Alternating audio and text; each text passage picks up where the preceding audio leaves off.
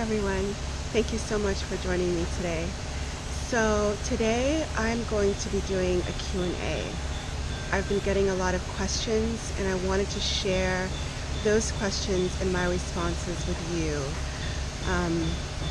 Some of the questions I feel like are best on an individualized basis, but some of these questions I think are really great for everyone, and I was hoping that these questions could be beneficial to any of you who are watching. But the first thing I wanted to say was just a really big thank you to all of you for watching my videos and all the lovely feedback I've been getting from you. It feels so gratifying to share the work I do on here, my dance work, my holistic medical work, and be so appreciated by you guys. So thank you from the bottom of my heart. And with that said, let's start with the questions. I have my phone here to look at, so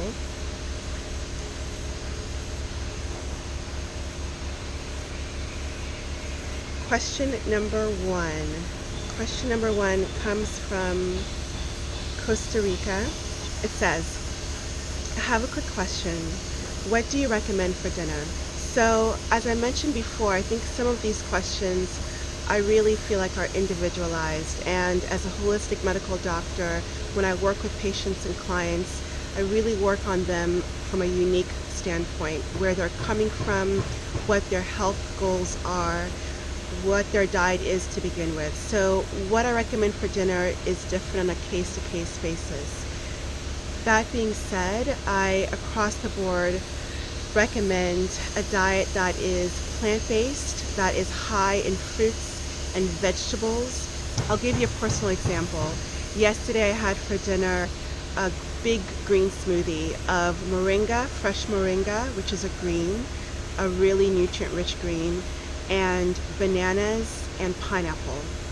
And that was my dinner. The day before I had a dinner of spinach and coconuts and fresh corn, fresh raw corn. So day by day it's different, and I kind of listen to what my body needs, but whatever day it is nutrient rich, delicious plant foods. So I recommend this across the board for people, but again, it's different from individual to individual. But more importantly, I want to talk about how you eat your dinner, because I think how you eat your dinner will be very helpful to knowing what to eat for dinner. And when I say that, I mean eating mindfully, eating with a lot of presence. And I have a video about that. You can check the description down below. Apart from that, my other recommendation for dinner is to feed yourself not just through the food you're eating for dinner, but through some other things. So many people will go through their entire day from thing to thing to thing, from activity to activity, from work to work to work, and never give yourself breath, never give yourself time to relax, to give yourself something sweet. And then they get home and they eat dinner and they're eating and not feeling full, or overeating, or eating not the thing they want to eat. And a lot of that has to do with not having fed yourself emotionally. So I recommend giving yourself something sweet at the end of the day that has nothing to do with food. Examples of this could be a bath, lighting candles, putting some music on, going for a walk. I love doing all of those things on different days, and they can make a huge difference in feeling fed. When I do that, I think of it as my second course. I eat my dinner, and then afterwards I will put on some music. I will take a long bath. I will journal. I will have a moon bath where I go outside underneath the full moon. And all of these ways are ways I feed myself emotionally. So I hope that's helpful to you. Second question. I just have a question. I'm a vegan for a long time now, and raw food is what I feel and what makes me the happiest. But I have so much water retention, and I can't make that go away. Is it maybe about the raw foods? Do you have any tips that you can share? Thank you so much. Sending you love from Switzerland. Thank you for that question, Switzerland. So I hear about fluid retention. They say water retention, but you can be retaining a lot of different fluids in the body. We call this edema in the medical world. And when I hear about edema, I think about what could be the underlying cause for that. It might be issues with your heart not pumping as well, your liver, your kidneys not flushing as well. I'm going to guess that all these organs are working well for you. I'm also going to assume that you're not taking any medications or supplements or herbs that might be causing fluid retention. And if you are taking any of these things, take a look at them and make sure that none of these are also causing the fluid retention. Aside from that, if there are no herbs, supplements, medications you're taking, if your organs are working well, the two most common causes for fluid retention when you're moving to a raw vegan diet are the following.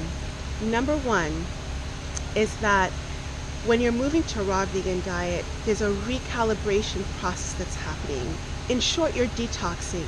You're flushing out a lot of long-term stored toxins from your body, and there are a lot of cellular shifts that are happening that can cause an initial fluid retention before then a release of those fluids.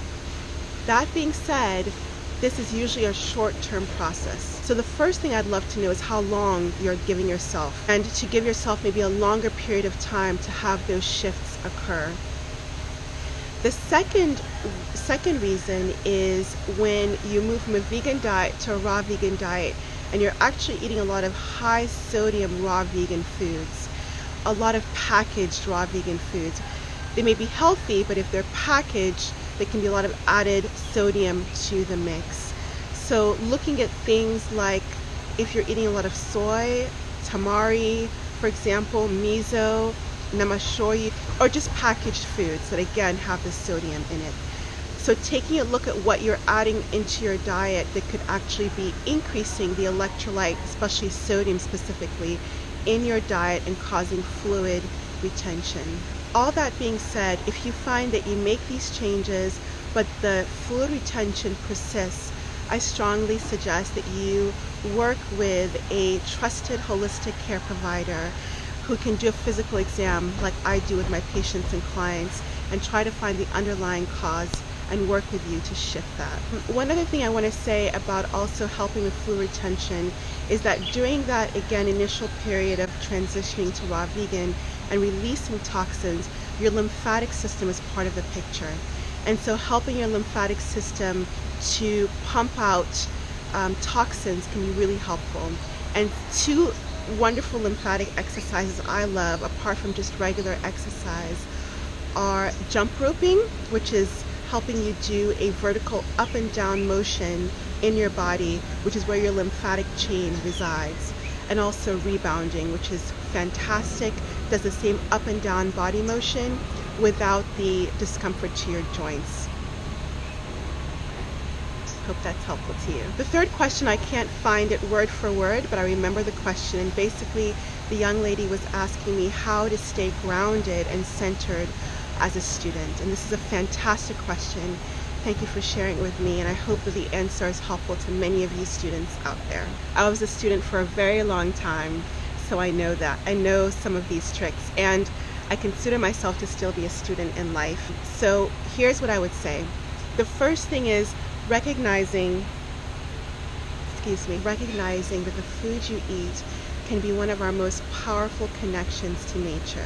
And many times when we're students, we tend to eat actually more processed foods, foods that are lacking in nutrients.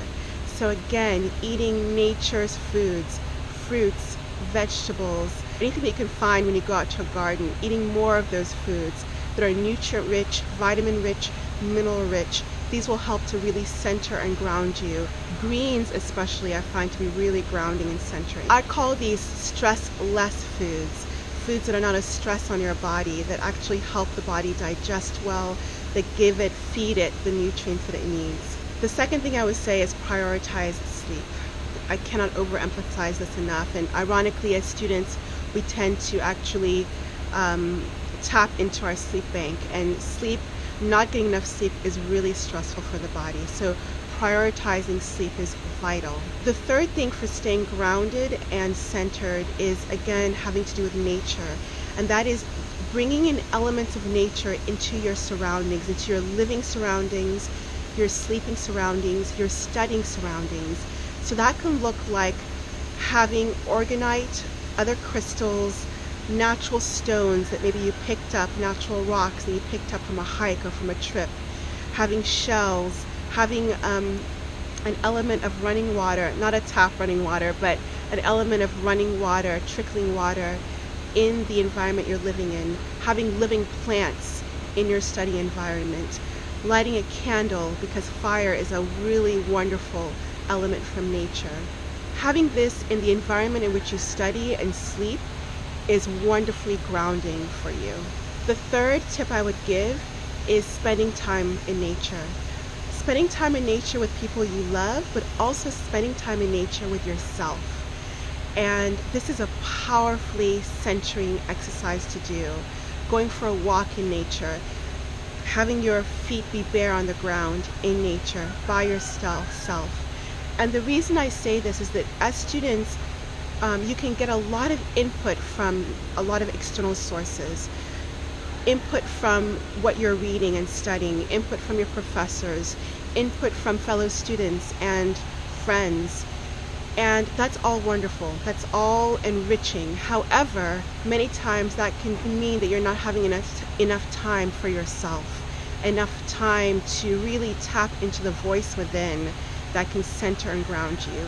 So I really recommend scheduling in, carving out time to have this alone self-time, and preferably in nature. So those are the 3 questions for today. I think that's enough. And I hope that one or all of those have been useful to you. If you like the video, please give it a thumbs up and share it with anybody you think could benefit.